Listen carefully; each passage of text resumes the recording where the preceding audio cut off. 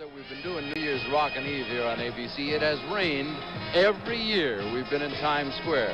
Doesn't seem to dampen the spirits of the celebrants down below.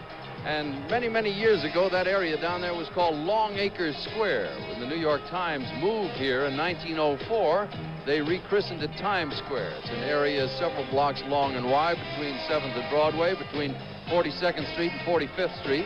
And it's become a tradition over the last many, many years that people gather here on New Year's. The only year that ever had that small crowd was 1917. Tonight, it's a little smaller than usual, and they're a little wetter and colder than usual. Temperatures drop down now to 39 degrees, and in just a few moments, we'll be turning over to look at One Astor Plaza's viewpoint, and we'll swing up and look at the Allied Chemical Building where they'll drop that big 6-foot lighted ball. As it descends down a 100-foot flagpole, that will signify New Year's to an awful lot of people all over the United States and Canada.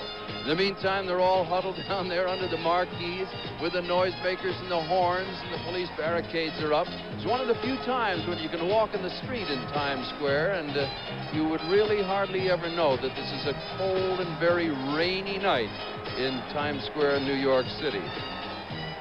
Look at them down there. Wouldn't you just love to be there? You may say to yourself, why are they there?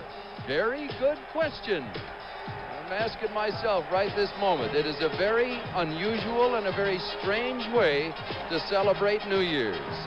Moments from now, this giant crowd here in Times Square will turn their attention up to One Times Square, which is the chemical building, and up there they've continued the tradition of the dropping of the giant lighted ball. Years and years ago, it was on the Western Union building down in Wall Street.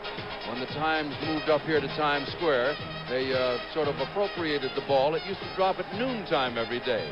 Tonight, when it drops, it will signify the brand new year of 1976.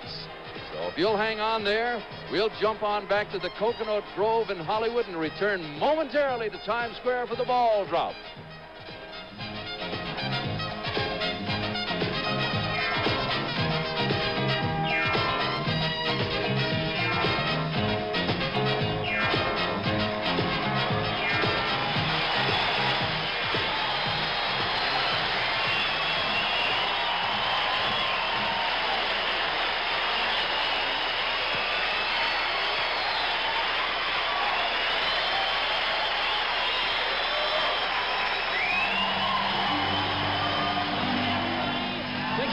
Just a few seconds ago, that 6-foot ball began to drop.